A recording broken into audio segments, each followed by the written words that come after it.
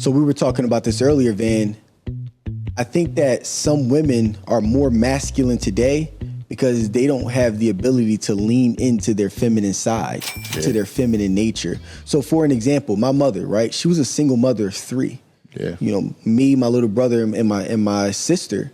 There was not a man in the household. So she had to play the masculine role to provide for us, to make the decisions for us, to be aggressive when necessary, to reprimand us.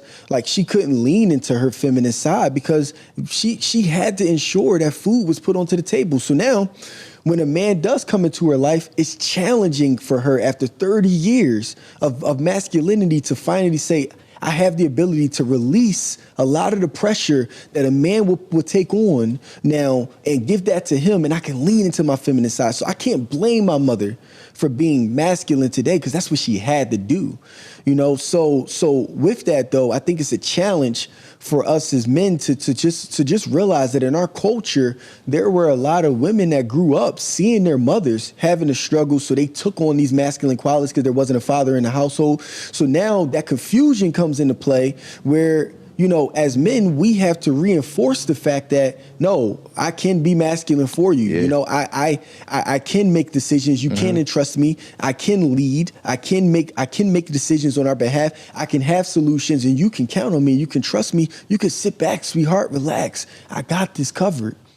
And honestly, just transparently wise, when I first met Dana, she was a bit more on the masculine side too, right? Because she was leading a team. She saw the same thing with her mother. So it took some time for me to grow into the man that I am today, where I started getting confident in the qualities that I had of leadership, where I was leading her now. I was making decisions, like you said. I was coming up with solutions. I was reinforcing to her that, yo, nothing's going to happen. I was a protector, you know. So with that, she started to naturally move into more of her feminine side because of the fact that she started to trust that I had the abilities to lead, and I showed it.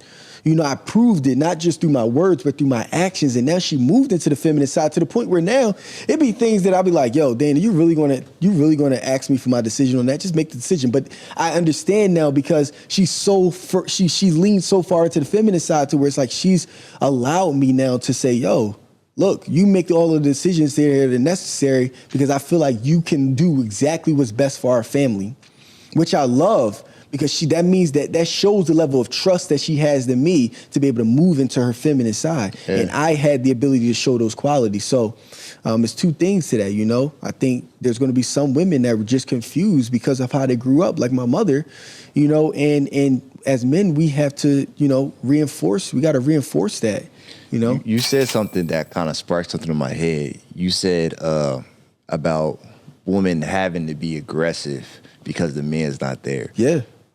Yeah. That's way deeper than you really think it is, because people have like a stigma of like black women like maybe always being angry or mad, or, you know what I mean, just like an image like through society, when at the end of the day there was supposed to be a man there to take that aggression, to kind of, you know, do that discipline they had to do to the children, because that's where it really starts. That starts in the household. And then even if it was that, even if she was like that, what stays in the house, I mean, what happens in the house stays in the house at the same time. So there wouldn't have been that stigma. But since the black man was removed through, you know, systemic oppression, I think. 100, no, guarantee, not even think, it's a guarantee. Okay, yeah, you know what I mean? But you're right. Women having to be aggressive to survive is part of the reason why they're leaning more into their masculine side. So back to the I remember memories with my mother. They had raised a lot of us. Yes, and I remember memories with my mother to where we were living in the hood, and there were even scenarios where like men would like cut her off or something like that, or like say something disrespectful, and she had to get out of her car and say something. I'm a kid, I can't do nothing, grown man. She had to get out of her car and protect herself. There was no grown man there, and she had to continue to do that to stand her ground because there wasn't a grown man that got out of the car and said, yo, who you talking to, right? She had to be the one to take that on, you know, to protect us. So with that, she's naturally leaning into more of a masculine nature because she had to survive, right? So when you think about those things, I gotta have empathy for that and realize that, yo, our culture mentally is a bit behind because of the systemic, the oppressions, the oppressors, and the systematic oppression, different things that happen in our communities. And as men, again, like I said, we just now have to reinforce the fact that, yo, nah, look, you can trust me. And I'll show you that you can. I'll show you that you can lead in different things. And understand that women, there's certain women that come from these neighborhoods and the hoods that they're dealing with trauma, right? And again, I'm not going to let women off the hook either, because I think that if you're a woman that's dealing with trauma because you had to lean more into your masculine nature because of your circumstance, that it is entirely up to you to go get therapy. Right? Get therapy so that you can indeed get better and switch your mentality, because I also don't believe that a man is going to have to save you from all of the traumas that you were dealing with, right? There's a balance that has to be in place. You got to come halfway and the man got to come halfway too. Absolutely. So that we can come to a common ground. So there's some work that women have to do as well who are dealing with that trauma. And as long as that work is being had, and as a man we're showing our level of confidence and the qualities that we possess, we're good. But I seen it. That's deeper than you think. Like I said, because that aggression raised us. You know what I mean? That's why we don't talk about our feelings. And I appreciate and here's the thing, it's crazy, Van. I appreciate my mom for that. Mm-hmm. I appreciate the fact that she was able to put food on the table every night without complaint. I appreciate her for that she was able to protect us when we couldn't protect ourselves. Yeah. I appreciate that she was able to create solutions for the family and put us in better positions and into Catholic school and up thinking and doing all these things by herself. She was the CEO of her family when she was supposed to be a co-founder.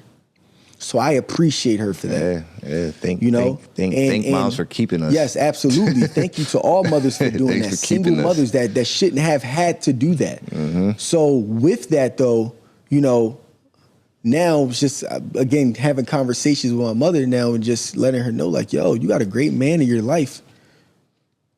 Relax a little bit. You know what I'm saying? Like, you don't got to be on edge all the time no more. There's a lot of stigma and hate on angry black women, right? But to be honest, you could have labeled my mother an angry black woman. Mm-hmm. But here's the funny part. She had to be the angry and aggressive black woman in order to be able to survive in the hood, raising 3 children by herself, me included. Sons. She had to be aggressive. She had to be aggressive to be able to protect us from men who were going to be trying to be aggressive towards her because they know it wasn't a man there. She had to come up with solutions to be able to make sure that she provided a better life for us. She had to be aggressive to put food onto the table. And she was the CEO of the family when she should have been a co-founder. So she had to be angry to survive. Now, again, that's not putting angry black women off the hook, because here's the thing now.